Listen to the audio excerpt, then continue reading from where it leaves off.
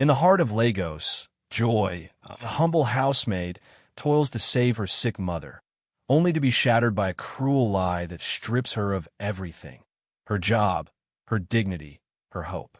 Cast onto the unforgiving streets, she faces despair until a chance encounter with a mysterious billionaire, the president's son, changes her fate. This gripping tale of betrayal, courage, and redemption will pull at your heartstrings and leave you inspired. Can a broken young woman rise from the ashes to claim her destiny? Watch to the end to uncover how Joy's darkest moment becomes the gateway to a new life. Joy, a diligent housemaid, toiled to support her ailing mother, but her life took a drastic turn one day. Her employer falsely claimed she tried to seduce him, a shocking accusation she never anticipated. His wife, unwilling to question or hear her side, cast Joy out onto the streets, penniless, homeless, and alone. Just when despair seemed overwhelming, a mysterious billionaire, the president's son, entered her life. What unfolds next is a heart-wrenching yet uplifting tale of betrayal, bravery, integrity, and redemption. Can a shattered young woman rise from her lowest point to achieve greatness? Stay until the end to discover how Joy's darkest hour opened the door to her destiny. Sunlight filtered through the sheer curtains of the sunny residence like molten gold, illuminating everything but Joy woke. She glided through the house silently, essential yet unnoticed. The only sounds marking her presence were the rustle of her worn wrapper and the gentle tap of her sandals on the marble floor. At 22, Joy had mastered the art of quiet endurance. Her mother once advised, "In someone else's home, hide your tears. Let the walls hear them, not your voice."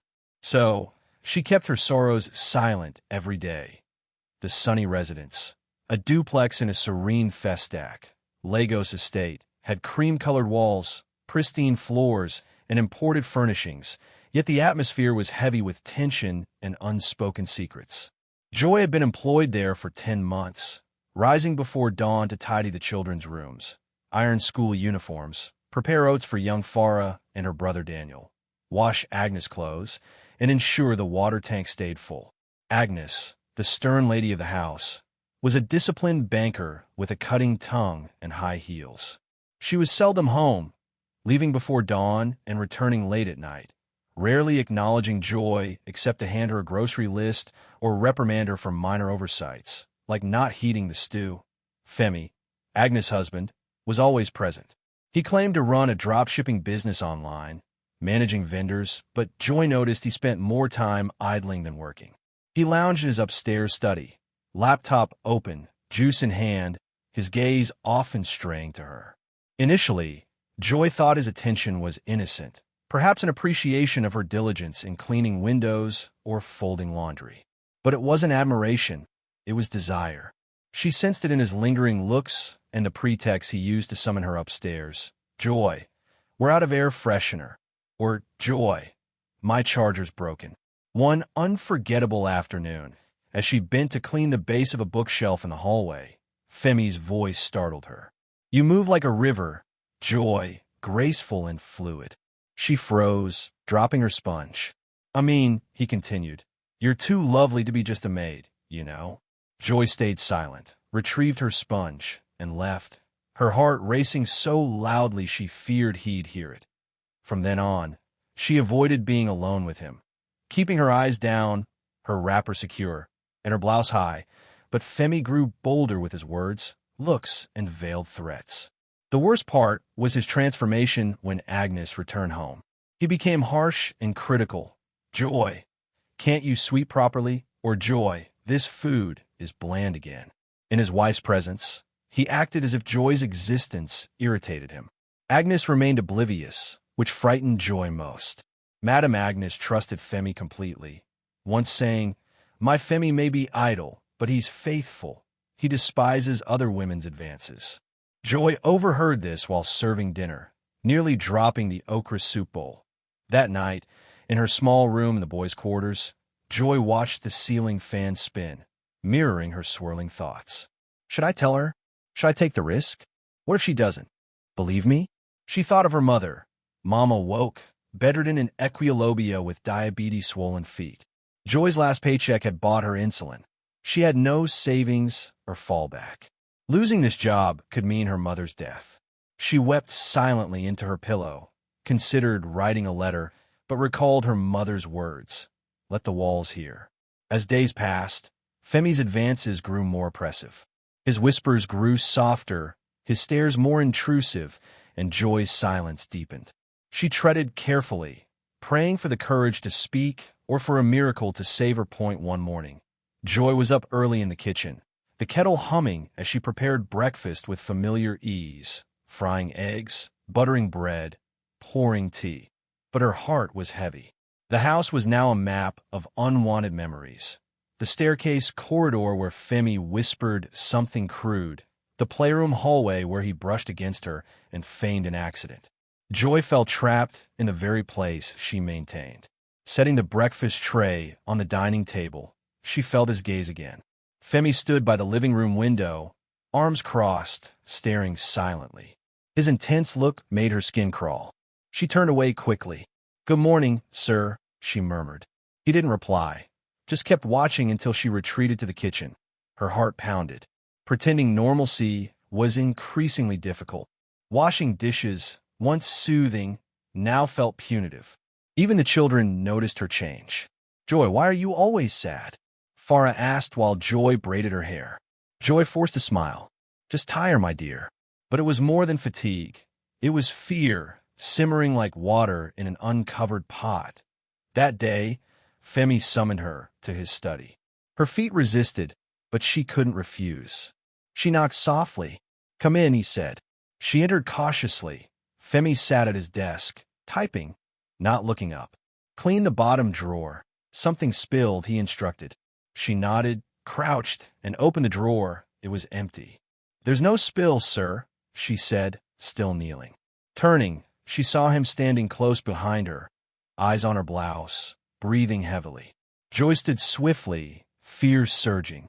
"Sir, please behave," she said firmly, her first defiance. Femi smirked. "Joy, I like spirited women. Don't pretend you don't notice my looks. You're not like other maids." She stepped back.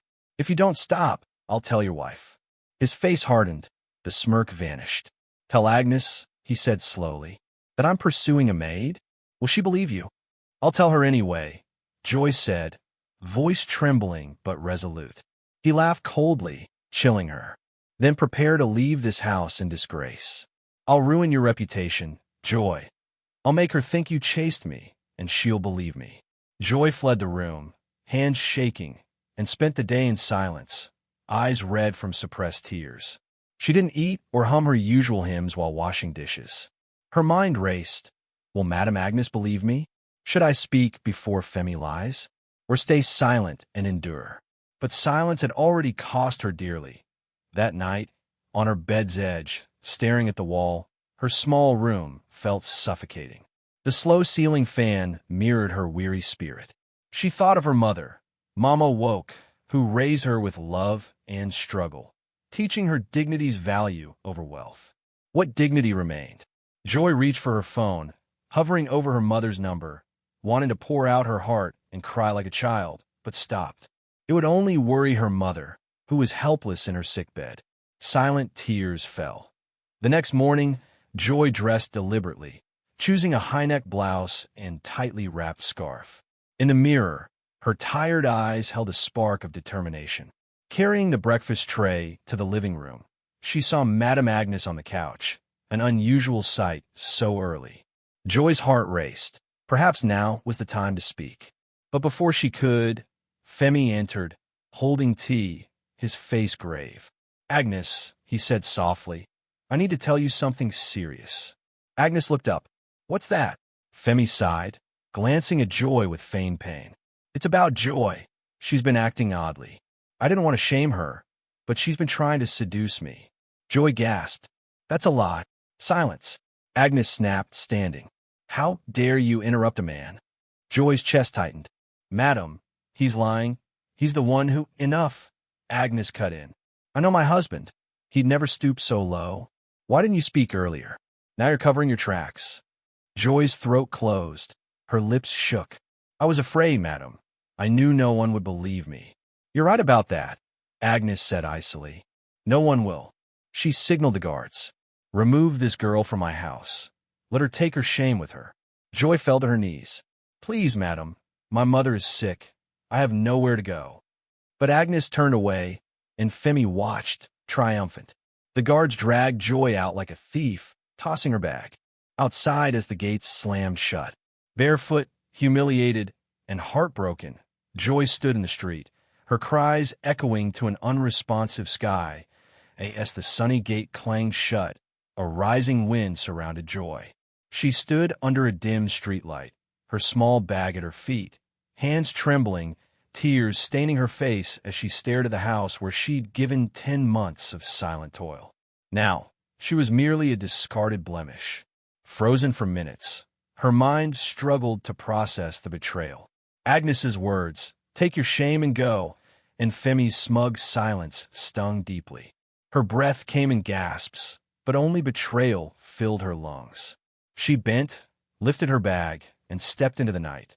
The estate was still, most residents asleep. The few outside ignored her, a girl with a bag perhaps just passing through. But Joy was alone. Her phone buzzed at 3% battery. A voice note from her mother waited, but she couldn't listen. Hearing Mama's voice would break her. "Will I sleep?" She had no answer. Her purse held 50 Nigerian nairas, insufficient for a ride, let alone shelter or a trip to Equiolobia. Her next salary, due soon, was lost with her job. She passed closed kiosks and asked the gatekeeper for a place to rest, but he dismissed her. "No trouble tonight, go away."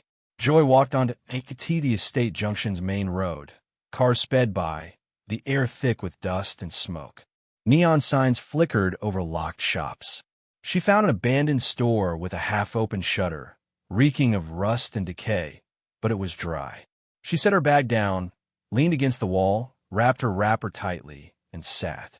For the first time in years, she wept openly, not silent tears, but raw, wrenching sobs. She cried for her mother, who'd worry about her silence, for her lost job, taken not by fault but by truth, for feeling tainted by lies that might haunt her forever. Exhausted, she lay on the cold floor, but sleep eluded her.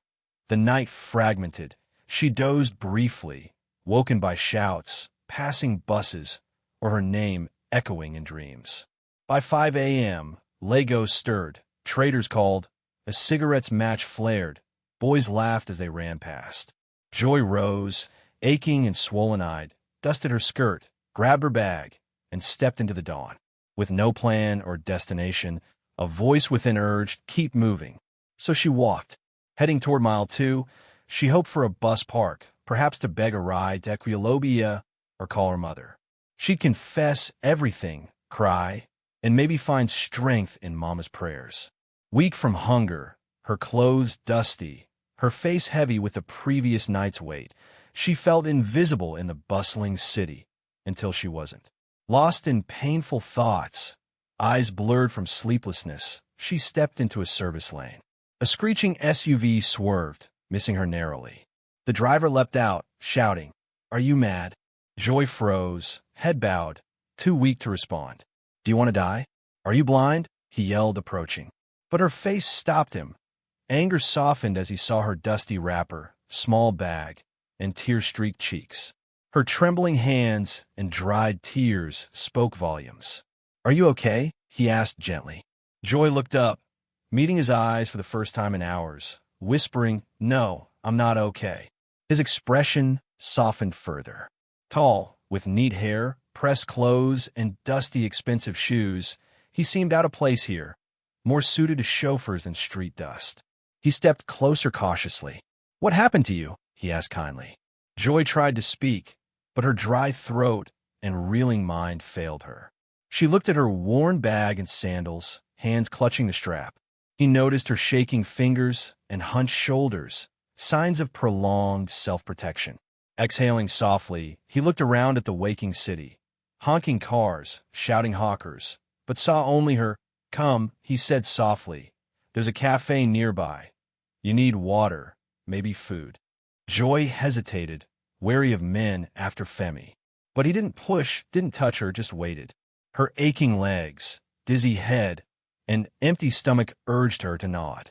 He led her to a cafe, just opening. The waiter paused at her appearance, but the man's watch and accent prompted quick service. Joy sat. He ordered water and tea. "I'm Chike," he said. "What's your name?" "Joy," she whispered. "Joy," he echoed. "A lovely name, but you don't seem joyful today." She gave a bitter smile. "Because my joy is gone." She drank the water greedily, her throat and stomach easing. Then, her story spilled out like a broken dam. Femi's lies, Agnes's betrayal, the harassment, her expulsion, her sick mother's reliance, sleeping in a filthy shop, her near surrender to despair. Chike listened without judgment or interruption. When she finished, ashamed, tears welling, she said, "I'm sorry. I shouldn't have told you all that." He shook his head. "Don't apologize. You've carried this pain too long. It needed to be heard." Joy looked down. "I don't know what to do. I have nowhere to go." He tapped the table thoughtfully. "What if you let someone help you today?" Confused, she asked, "Why help me?" Chike gazed skyward, choosing his words. "Sometimes, those who deserve kindness most never ask for it, enduring despite having nothing." Joy was speechless. "Come with me," he said, "just for today to rest." Her heart raced. Femi's help echoed in her mind. "No," she said, shaking her head. "I don't know you." Chike nodded. "Fair enough, but look." He showed her an ID. Chico Dinica, Director, CO Holdings, with a crest. "I won't touch you or ask anything. I just want you to have a safe place to clean up and eat. Then you decide." She studied the ID, sensing his sincerity, but still wary. "You might be lying." He smiled kindly. "What would I gain from deceiving someone with nothing? If I meant harm, I wouldn't need lies." He paid for the tea and stood. "My house is nearby. If you're uneasy, I'll call a trusted woman to stay with you. Please, don't return to the streets, Joy." The cafe filled. Eyes watched. Joy looked at her calloused hands, with nothing to lose, and nodded. Chike smiled warmly, leading her to his SUV, opening the back door. "Take your time," he said. She climbed in, and as the engine started, she exhaled, feeling a flicker of hope amidst the city's rush. The drive was quiet. Joy sat in the back, hands clasped. The SUV's clean leather and citrus sent a stark contrast to Danfo's. The air conditioning soothed her sunburn, but her heart remained anxious. She watched Chike drive calmly, speaking little, which heightened her unease. "Why help me? What's his motive?" Kindness often hid agendas, but Chike seemed different. Still, she stayed guarded. They entered a tranquil area with tree-lined streets, arriving at a gated compound. Guards saluted, opening grand gates. Joy's eyes widened at the lush grounds, fountains, and a stunning cream-colored house. Chike opened her door. "You're safe here," he said. Joy stepped out, clutching her bag. A kind, aproned woman approached. Chike introduced her. "Auntie Ada, please care for her. Give her food in the rose room." "Yes, sir," Ada replied. To Joy, he said, "Madam Ada is family. She'll look after you. I'll be in the study." He left before she could respond. Ada led her inside gently. "Come, my dear. You need a bath and food. Don't fear." Joy followed, awed by the house's elegance. White tiles, glass doors, artful walls, a grand staircase. The rose-scented room had a large bed, fresh sheets, a robe, and a towel by a gleaming bathroom. "Bathe. Food will be ready," Ada said. Joy locked the bathroom door, facing her reflection, dusty, rough, stained, a stranger broken by life. Under the warm shower, she cried, not from fear, but release, washing away Femi's lies, Agnes's betrayal, the shop's cold floor, hunger and despair. She lingered in the water. Emerging in the robe, she felt renewed, though still fragile. Downstairs, she ate fried plantain, rice, and stew slowly. Ada smiled. "You're safe here, Joy. Eat, rest." Ada handed her a new gown. "Olga bought this today for a small woman with a strong heart." Joy was stunned. "Today?" "Yes. Ada said. He sensed the storm would bring a special guest. That evening, in the Rose Room, Joy watched raindrops on the window. A knock came. Chike stood at the door, smiling gently. "May I come in?" She nodded. He sat by the window, pausing before speaking. "You're wondering who I am? Why I helped? Why not just give you money and leave?" She nodded. Leaning forward, he said, "I'm Chike Dinica, head of CO Holdings, but that's not all." He showed an ID. Chike Dinica, son of President Finno Dinica. Joy gasped. "The president's son?" He nodded. "Yes." Shocked, she stood. "Sir, I didn't know." "I'm sorry," he stopped her. "No apologies. You owe me none." She stepped back. "Why help someone like me?" His eyes softened. "I've been broken too. Not like you, but I know pain that makes you want to vanish. Someone saved me without caring who I was, so I do the same." Stunned, Joy listened. "You're not just a maid, Joy. You have a voice, a heart, a future. I see you." Tears welled. "I don't know what to say." He smiled. "Just believe your life isn't over. It's starting." At the door, he added, "Sleep well, Joy. Tomorrow, we begin anew." He left. Joy stood, overwhelmed, gazing at her clean robe, hands, and untouched bed, whispering, "Maybe there's hope." Outside, rain fell, cleansing the night. Inside, something bloomed. The next morning, Legos glowed as Joy awoke in the mansion, unafraid for the first time in days. She slept in a warm, rose-scented bed, undisturbed. Lying still, she absorbed the reality. The bed, the calm, it was real. She rose, robed, and found Ada with breakfast. Yam, eggs, cocoa. "Good morning, Joy," Ada said warmly. Joy bowed. "Good morning, Ma. Thank you." "Slept well?" "Yes, Ma, better than ever." "Good. Oga wants you in the study after." Eating, he left something. Joy's heart leaped. "For me?" Ada smiled. "You'll see."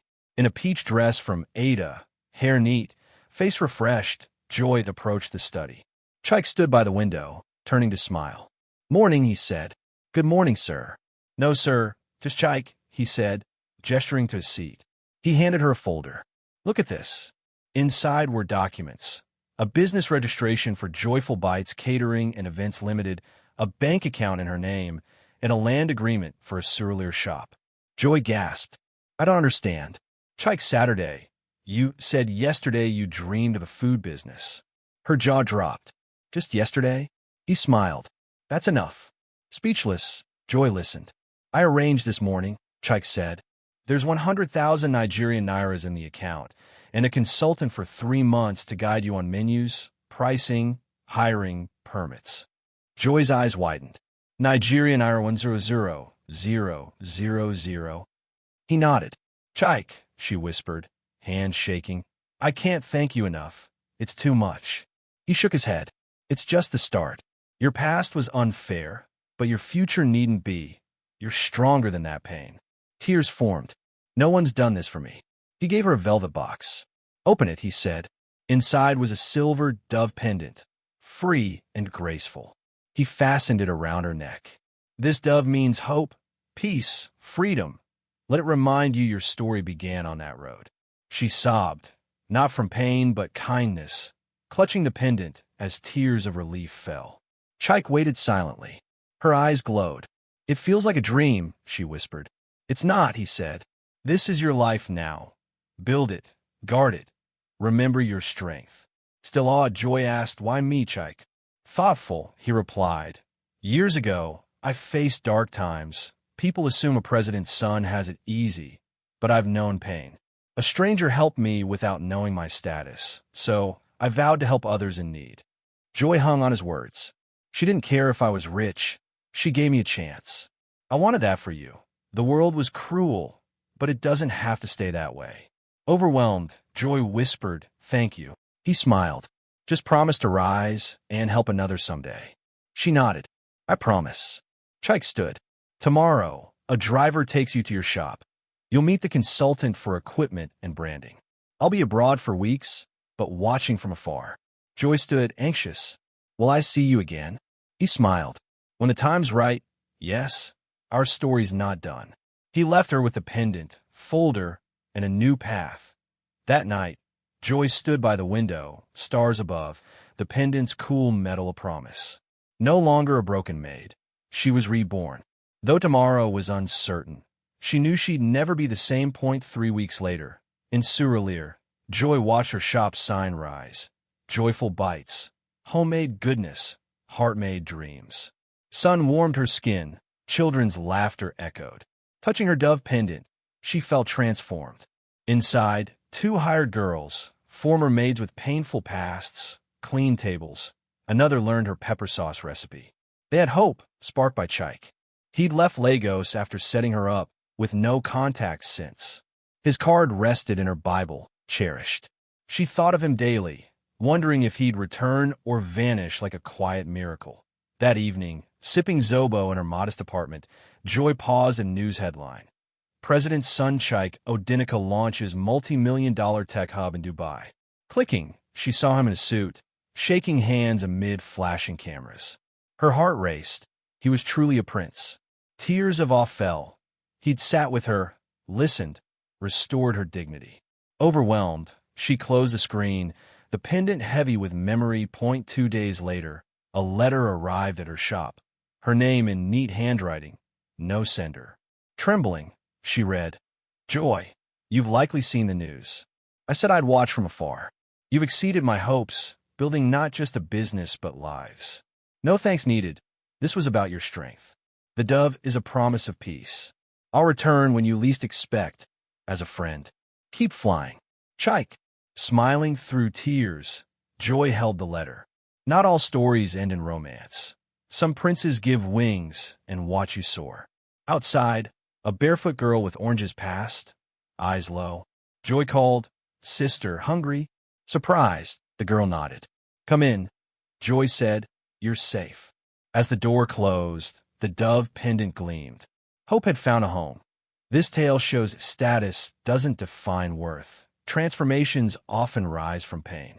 When a world rejects, unexpected souls offer compassion. Above all, lifting others selflessly is love's purest form. What lessons did you take from this story?